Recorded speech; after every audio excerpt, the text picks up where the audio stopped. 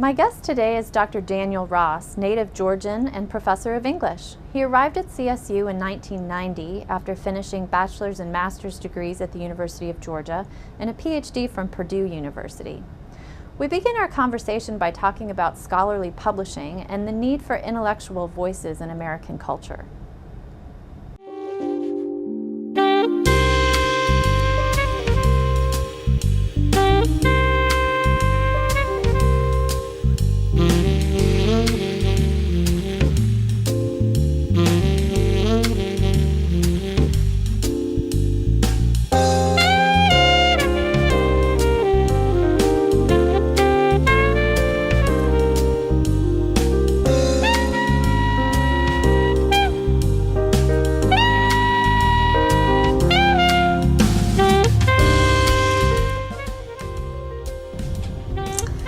Dr. Dan Ross, thank you so much for coming in to Glad to be here. Chat inside the professor's study today. I wanted to start by asking you about your scholarly work. Yeah. You are well published. You have a couple of dozen articles, and you've edited a book. Yeah. And were a co-editor of a journal until just recently. Right.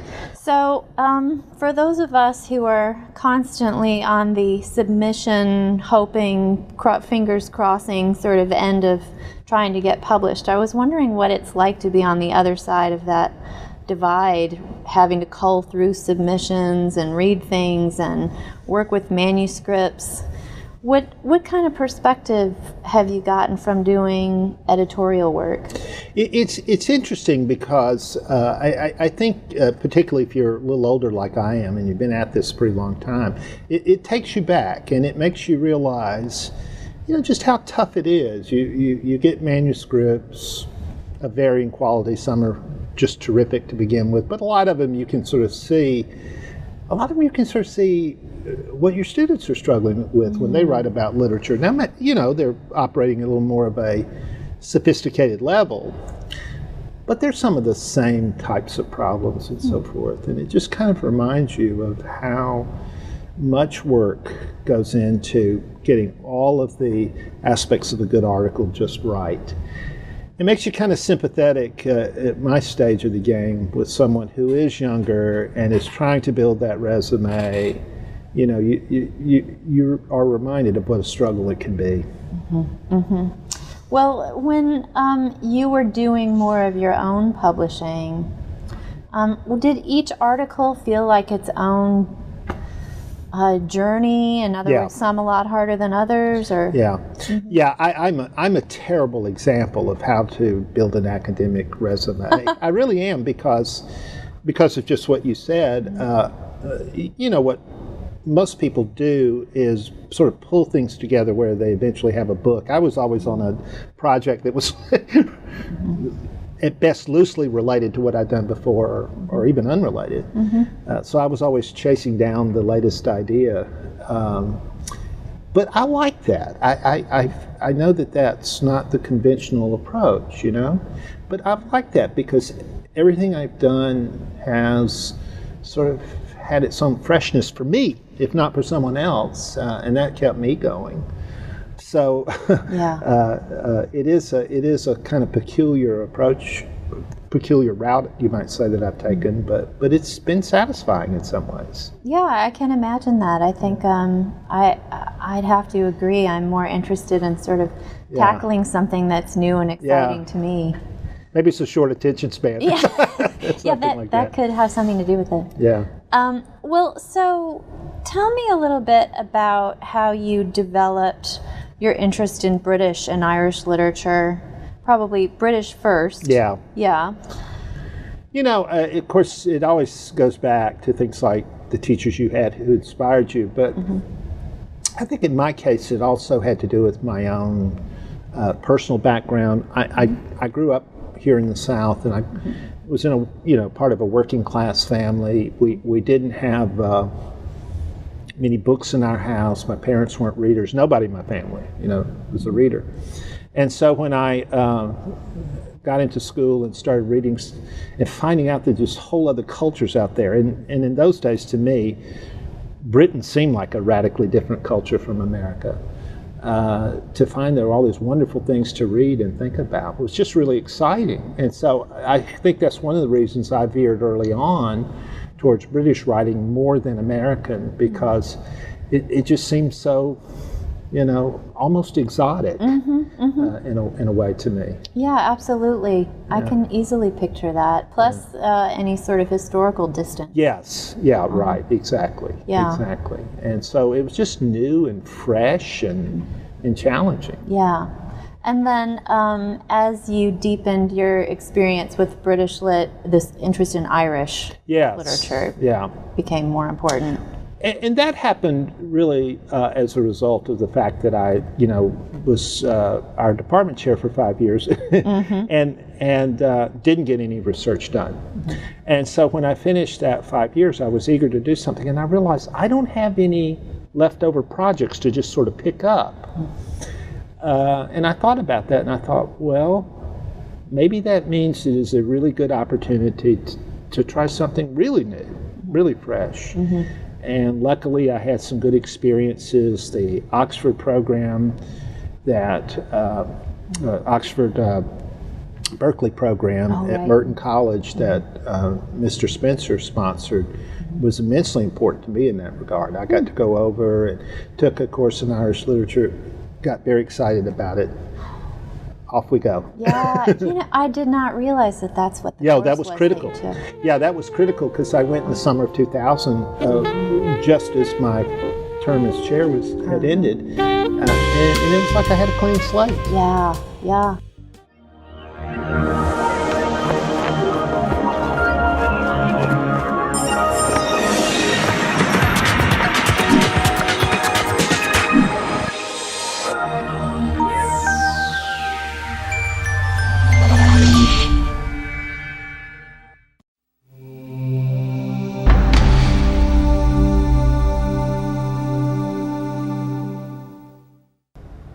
In this segment of our conversation, Dan and I talk about his time in Britain as a scholar and a teacher and the rewards of immersion in other cultures.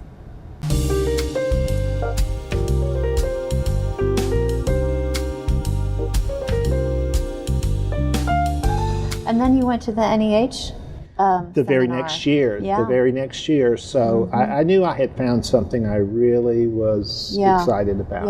Yeah. And at that seminar, the National Endowment for the Humanities seminar, you made some contacts, I think, who are still important scholarly contacts for you. Yeah, I did.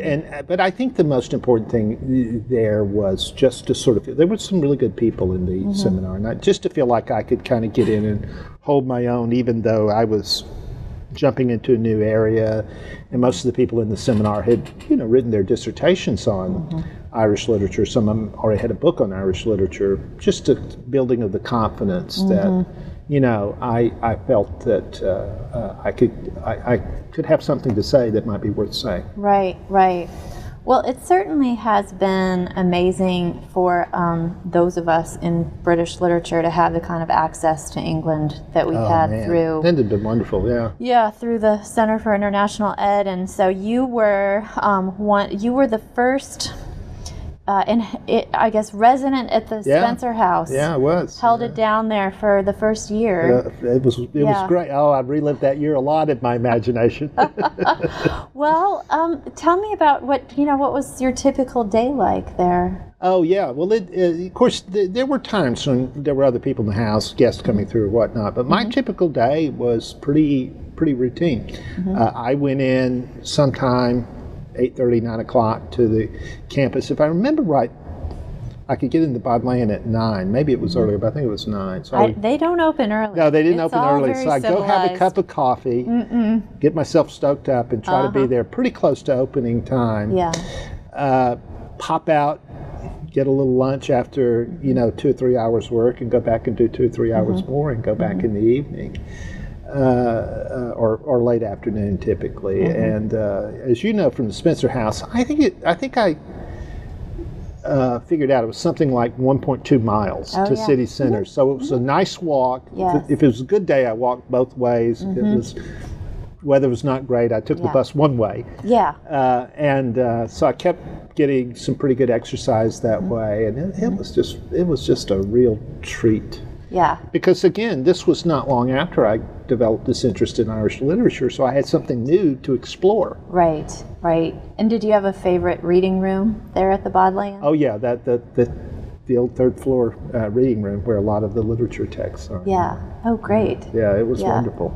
Yeah, I know. I've had some transcendent experiences sitting there. Just the light coming through those old windows. Yeah, it's just remarkable. It's fantastic. Yeah. And so you've been able to, I think, establish some great relationships with academics in the UK. Yes. I've been some of whom we've had lucky. Here. I've been kind of lucky about that. What has helped is to be able to attend, a few conferences overseas, right? Either in Ireland or typically not really Ireland, but the UK itself, and you make connections, and that's really helpful. Right, and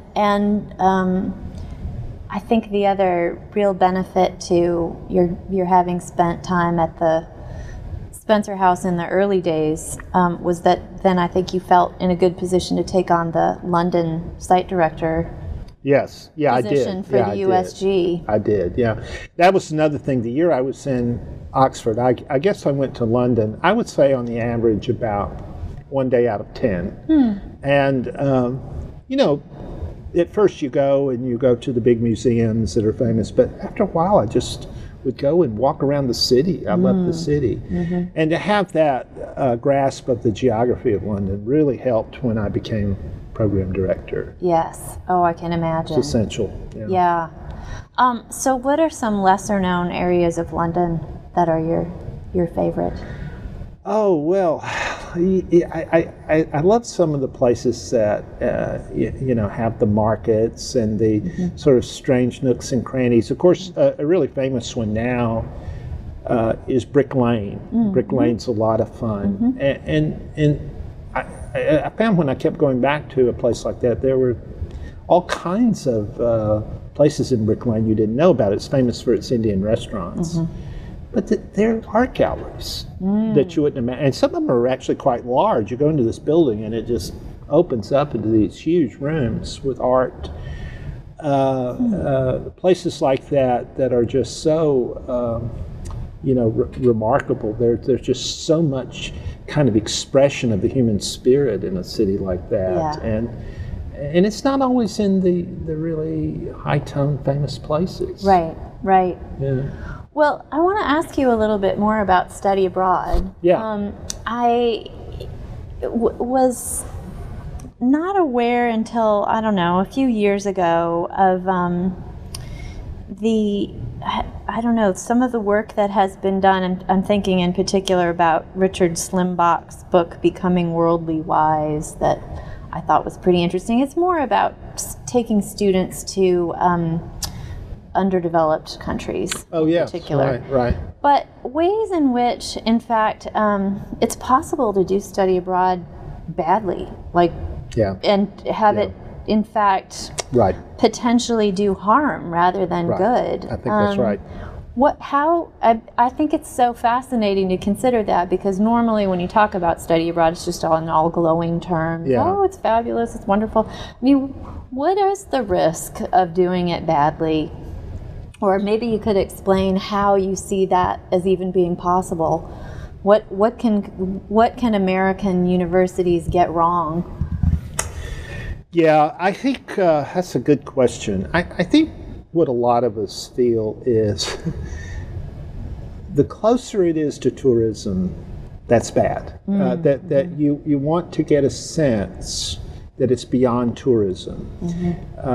One of the reasons I liked the London program I directed was we were there 5 weeks, which is a pretty long time. And at the end, towards the 5th week, I had a tendency to sort of hang around the students. I would stand outside the dorm, they're coming and going. I would try to ask them, what have you enjoyed? What's been good? What's been bad? And my favorite comment was a number of people would say, I feel like I've really lived here. Now, if you get that comment wherever you've taken students, I think that's progress. Yeah. I think I think one of the things in a larger program like that you have to do to keep it from being a disaster is kind of let people do what they need to do, give them a little bit of freedom. It doesn't have to be the same experience for every single student. I mean, I can think of times when we had kids from pretty rural backgrounds in Georgia, for example. It's pretty intimidating for them to go abroad and do some of the things they did. But if you give them the freedom, I still recall the story of the girl who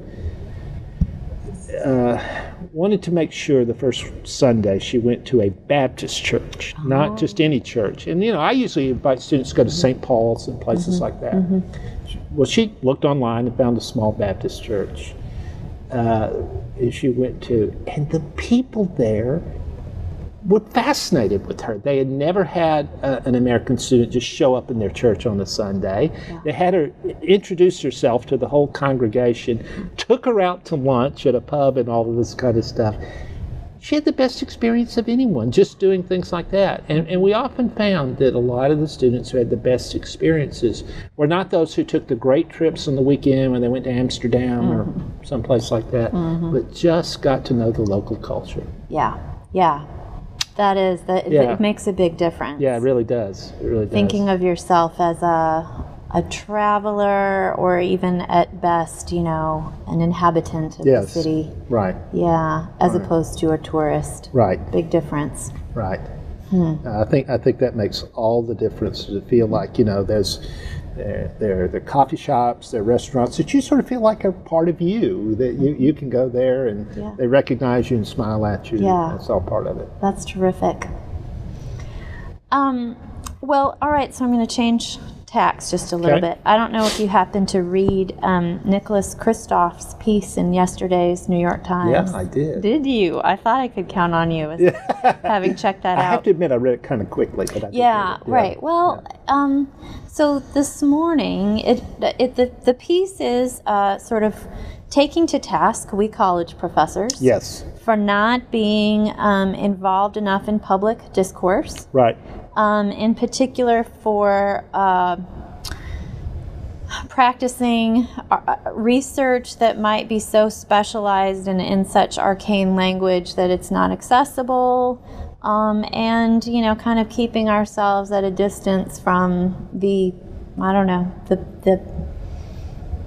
to and fro of ordinary American public discourse. But so I'm wondering, just first of all, if you have a reaction to it. As I read that, Susan, one of the things I was thinking was that I would probably have agreed with Kristof even more 3 or 4 years ago. It does seem to me lately, and I'm going to have trouble remembering where I've seen these pieces, but I have seen a couple of pieces recently about sort of the rediscovery or reemergence of the public intellectual. And I think that's what Kristof is really talking about, that we've lost these figures who are not just college professors, whoever you think it is, a Lionel Trilling or whoever, but someone who really speaks about these issues in a way the general public can be interested in and follow what he's saying, for goodness sake. So I hope there is a change taking place. Now, I may be optimistic, but I do think that some of the problems that the academies had, we're losing funding, clearly, we're not well thought of in some political circles. That may force some of this kind of change, I hope. And I mean, generally, I do agree with him that we speak a strange language, that we pursue too many sort of arcane and abstruse concepts. But I do think there are people out there who are emerging more as spokespeople and who are changing the image a little bit. Yeah. Well, I mean, we're certainly called on to be experts, particularly people in social sciences and in the science. I mean, there are often parts of stories, well, here we have so-and-so from such and such university who has, done research on this. But that's different from sort of an op-ed role, I guess. Yeah, but you know what was interesting about the piece, and I won't remember it well enough to get this quite right, but I believe it was his last sentence. Yes. Pointed to the fact that it's not the ideas that are a problem, but the bad writing, the expression of the ideas. Yeah. And that's something that can change, even if you work with ideas that are very complex or, again, somewhat arcane. If you find the right way to talk about them, the right way to express yourself, you can open up audiences. So I almost wish you had taken that last thought and, given it a little more room for discussion. Yeah, yeah. Well, I sometimes think even about the divide we tend to draw in research between, pure research and research that's related to teaching. Yeah. Even within the discipline, right? Right. And it sometimes surprises me that we all teach. So you would think that this might be something considered slightly, more visible at big conferences or something, but it's usually like a tiny little some small panel on pedagogy, and no one pays attention to it. And I think, well, isn't this interesting? Yeah. But yeah, there will have to be more changes. I'm sure there have been some. There will have to be more changes in what happens at the graduate school level, I think, for that to take off. And people have the confidence that this really is something worth talking about at a big conference in New York or Chicago or wherever. That's true. Yeah. But I was also wondering, at a place like Columbus State, is there something we can do to contribute to public discourse? Well, there should be. Years ago, before you came here, I came, in 1990, a long time ago, and a couple of the colleagues in the department, long since retired now, sort of backed me into a corner almost right away and said, "Look, I had just published an essay on Alice Walker at the time." And they said, "Look, we have this series we do at the Columbus Museum, a book discussion series, and we're about to do Alice Walker. We've seen this on your resume. We want you to come." And actually, I got involved in for several years. I don't remember how many years this program went on, but I would say 6, 7 years. We had I think it was first Monday night of the month, we had a book discussion group, and different ones of us would take turns leading the discussion. And people enjoyed that. I think it was a tremendous outlet for us because, again, it reminded us that we love what we do and we want to be able to talk to all kinds of people about our interests. And there were some very, very bright people, very good readers who sort of hungry for that outlet. And I've always regretted, I think that just sort of ran its course, and after a while, it died a natural death. But there are opportunities for other things like that in other places, I feel sure. Sometimes you feel like some academics are a little embarrassed to get out in the public and afraid they might look a little strange or whatnot. But again, if we try to understand our audience, we're not likely to make that mistake. Right. Yeah. Well, I think, some of the initiatives like the Big Read, that we have every year, we could potentially be more visible parts of that. Yeah, that was a good example, and particularly the first year we did that, quite some years back, probably was can't remember if it's the late 90s or after 2000, but we did the McCullers book, The Hardest Line to Honor. Films, everything. It was great. It was. And last year we had I think a great kind of synergy with the Tim O'Brien visit. It was tremendous. Yeah. And I still bump into people who comment on that, and I'm talking about non-academic people in the community. Yeah. It was a great festival, and again, it just breaks down some of those artificial boundaries we allowed to come up. Well, I know Mr. Giles, one of the English teachers at Columbus High, is teaching the things they carried this year, and was right there in the front row at the talk last year. So, it's got ripple effects. Yeah, as its yeah, afterlives. absolutely. And what a great city for people to be reflecting on that war in. I mean, it was so much a part of our history here. There were just so many, there were so many good outcomes from that. Our colleagues did a great job. Yeah, putting that it was together. fun to be a part of it. Yeah. Well, so now your undergraduate degree is from the School of Journalism. Is that right? Your Right. undergraduate degree was in journalism? Right. So tell me, what were you like as a college student? Oh my. College students like to know this about their professors, I think. I was probably a really terrible, embarrassing example of the nerdy guy who was trying to be cool and couldn't pull it off. Is probably what it really comes down to. The funny thing was, I mean, as you know, I'm a big sports fan, and particularly big baseball fan.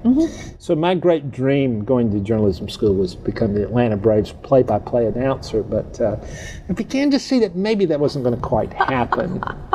And the funny thing was that the first couple of literature courses I took, I felt, pretty, overwhelmed. But I noticed after a while that it seemed like, the professors respected my work. And when I made comments in class, nobody laughed out loud and so forth. So I gained a little more confidence. So even about probably my junior year, I was beginning to think, well, I'll finish this degree, but I'm going to go in this other path. Because at that point I had so many credits that to change majors would have been impractical. So I kind of abandoned the journalism thing pretty early. And then, of course, when you go towards English, then you really can be nerdy. I mean, what other option is there? You're in the safe. You give up on trying to be cool because it's just not going to work. Even I knew that. So you're in a safe crowd. Yes, you can't embarrass yourself more than they embarrass themselves. Well, so if you had not taken the road less traveled, as it may be, is there a alternative fantasy career you might have pursued? You think you ever would have liked sports journalism? Yeah, I would have. And of course, my brother, who's several years older than me, went to the University of Georgia with Louis Grizzard. They were good friends. Okay. Louis Grizzard was, in fact, his fraternity brother. And so Grizzard was always out there because if you know his career, and there are others like him. There used to be a guy in Atlanta called Paul Hemphill. I don't know if he wrote for the Journal-Constitution for a long time, and he too started in sports. Well, of course, both of these guys ultimately got outside of sports into writing all kinds of interesting columns, and of course, Grizzard mostly as a humorist. But I thought about things like that sort of idea of going into sports journalism, but also maybe looking beyond at some point. And there have been other examples like that too. There are a lot of good writers who start with sports. Oh yeah. Well, I know the Best American Sports Writing collection that they pull together in those best of series. Yeah. There's some amazing pieces in there. Yes, absolutely. And there's a certain kind of precision in a lot of that writing. Yeah. I've read a piece by Roger Angell, who's now past 90, about R.J. Dickey not long ago. He's a knuckleball pitcher, and the way he talked about the knuckleball just fascinated me because he was so precise about it, and that's a real challenge of language, as we know. Yeah.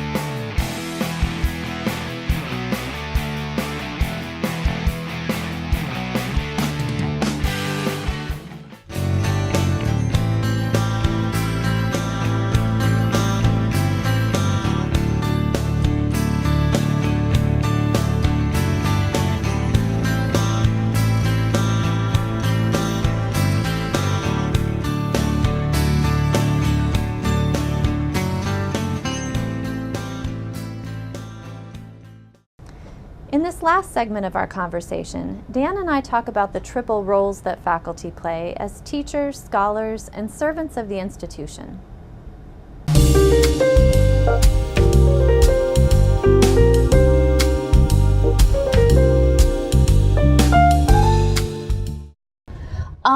Well, so moving back to the career you did pursue. the road untraveled. What do you think about your experience over the years as a teacher? I mean, how have you changed or developed, or what have you learned along the way? I think more and more. I'd like to think I like a lot of people that I've mellowed a little bit as a teacher, maybe not tremendously, but some. I think more and more you're just aware of how many problems students are facing, and I don't quite know how to work with that, because you've got 70, 75 students in a semester. How do you individualize them enough that in 15 weeks you can break through all of those issues? But it is such a challenge not to see them as a lump, as a homogenous group that are all alike, but to try to figure out where you might find that sort of entry point, and that's just something you're always kind of trying to get at whatever way you can. There's no solution that's easy. Well, I know the students who have sought you out in office hours and have made the effort on their part to take advantage of coming to talk to you about their struggles with the reading or whatever. That you spend a lot of time with students one-on-one, and that I think makes a big difference in those individual students' work and in their understanding. Yeah, I do try to tell students that even though, I'm a lot older than they are and I've been at this a long time, that I do try to tell them I haven't forgotten what some of the struggles are. And by the way, something I mentioned earlier in this interview, I just said, this whole idea of coming from a family that didn't do much reading, I often tell them that's where I'm from. And so I understand the challenges. I remember how intimidated I felt in some of my first college classes, just because I thought this is pretty foreign, to my my makeup and my family history. So I did sort of try to, without laying it on too thick, try to tell them, some of my experiences are probably a lot like theirs, more than they might realize at first. Right. And I hope that helps. You're never quite sure, but I think they hear you when you say things like that. I think so too, and it's interesting the way that when you get clarity on something that used to confuse and intimidate you, you do kind of want to share that with other people. Right. Right. I mean, I find myself saying things to my students about the strangeness of my period leaning so much on classical Greek and Rome. Yes. Because, it's as if you're dealing with three periods instead of just one. Right. And before I sorted that through for myself, it was like, no, wait a minute, who was this person? Is he, and hard to see why it felt that way. Yeah, and it's always hard for students in literature to remember that we've been where they are. The student said to me in class today, I asked, what do you think are the great challenges of writing a good paper on literature? And the student said, well, a lot of times I don't know. This may be an older text. I don't know the history. I don't know. And I said, exactly. I said, we're always all in the process of learning that. We're in different places on that. But then, we went on to talk about how there are things in a text you can study and talk about, even if you don't have the historical context right. But it is important for them to realize that we went through that process too. Yeah. We're not finished products now, for goodness sakes, but we really weren't finished projects a number of years ago. Right. Well, you've had a lot of success mentoring some of our brightest majors. They've gone on to do some great things. Some of them really have, and it's very encouraging to think about how CSU, which is, not Stanford, not a high-profile institution, really can nurture people who go on, like you said, to do exceptional things. And I think the fact that they're at a place like this sometimes even makes it easier for them, because they get very special attention, as very bright students. And that's good for them. That builds their confidence. That's right. Right. Yeah. Well, so in addition to the very dedicated work that you do in the classroom, you're sort of the consummate all-rounder. You've won the Faculty Service Award in 2007. As have you. We've talked about your research, and Dan, you give 100% to whatever effort you are involved with, which amazes me. I mean, I watch whatever task force or committee or project that you're on be led with absolute professional and dedication, and so it makes me think of a couple of different questions for you. One of which is, what do you think faculty members' responsibilities really are? I mean, how can we prioritize when we're pulled so many different ways? And I mean, are we called to be kind of all-rounders?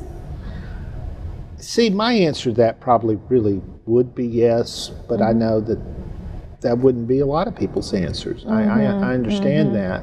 I think different aspects of the job have different rewards. And I hear some people say, well, I'm going to really put my focus on X and not Y and Z, and that's fine up to a point, but they will miss those rewards. And I think it sort of keeps you balanced. We all love teaching, I think. But let's face it, we know the truth. Teaching has some really bad days. It has some great days, but it has some bad days. And, I look at it this way. I'll give you an analogy. It's sort of like health. If you want to be a healthy person, you need a balance of, you need to do things to keep yourself physically healthy. Mental health is important, spiritual, emotional health, all of that. If you really get it wrong in one of those areas, it's going to affect the others.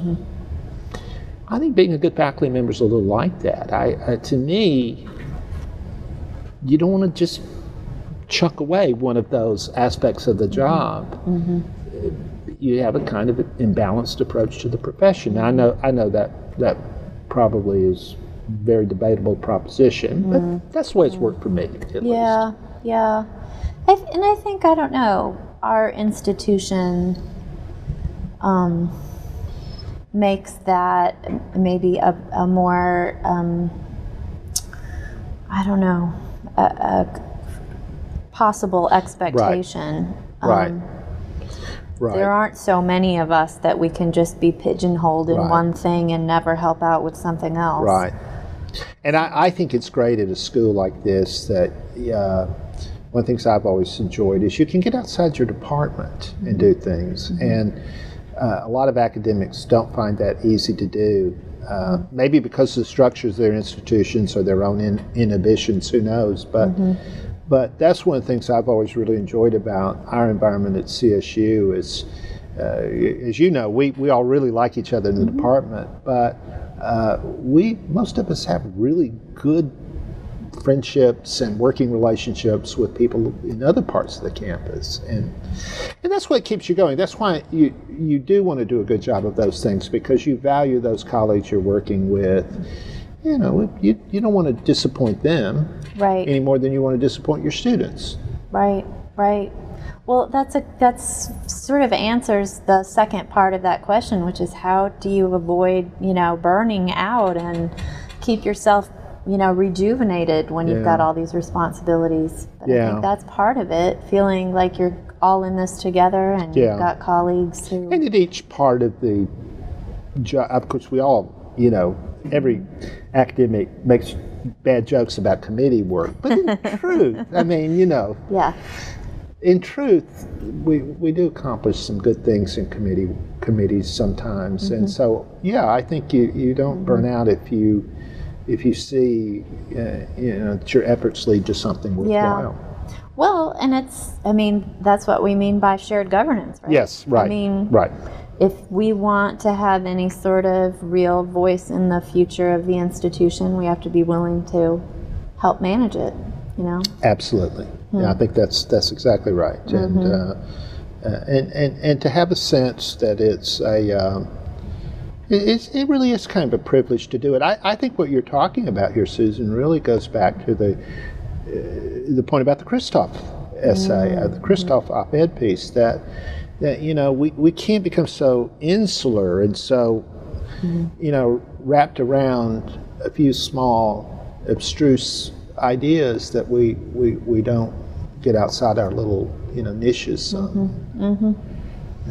Well, so you've been involved with so many different projects since you came in the 90s. Do you have any particular hopes for the next 10 years at the university? What sort of vision would you like to see for our school? Boy, that's a good question. It's hard. It's always hard to look into the future because I think all the predictions I've made about the future have now proven to be wrong. 100%, not a single one. I do think that the future's pretty bright here in lots of ways. If you just look at sort of political rhetoric going on right now in the country, a lot of people really are concerned about things like growing inequality and income disparity. Well, they're not going to solve that at Harvard. Yeah. We're the kind of institution that can really make a great impact on lifting, and that's what we've historically done, lifting some people up from where they are to, where they can have a better life. Not just in terms of the income they make, but just in terms of their, appreciation of a lot of aspects of life. So I hope we will remain committed to just that kind of thing, not try to be somebody we aren't, but be who we are and be really, really focused on that and really good at it. And I think the future would be bright in that case. Yeah. That's a nice vision. Yeah. I think it's very possible for us, and we've made a lot of progress in that area. George Stanton, as you know, used to say that, he was here very early on and said, originally Columbus College and then Columbus State University created a middle class for Columbus. That's no small thing. No small thing. Yeah. And I think, the longer that you're here, the more you realize how true it is. Yes. You meet people, and so many of them had their have their degrees from here. And so. I think over half, Frank Brown used to say, over half of the teachers in Muskogee County had one degree or another from our institution. Yeah. That's pretty direct impact. I can be happy with that. Yeah. I can be proud of that. Yeah. So, all right, this is my final shot here. Here we go. Because we love our fair city, what's a best kept secret, do you think, about Columbus? Something that not many people know about, that or about the university either. What's the best kept secret about Columbus? I don't know. Yeah.